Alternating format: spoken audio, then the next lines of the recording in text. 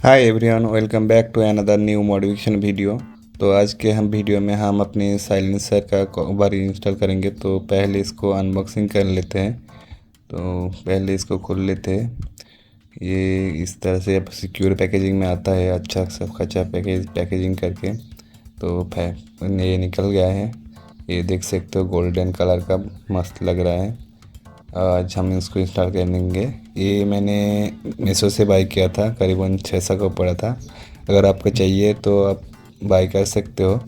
मैं link video description में दे दूँगा। तो कैसे लगा, तो चलिए इसको इंस्टॉल करते हैं और देखते हैं कि बाइक में कैसे मैच करता है।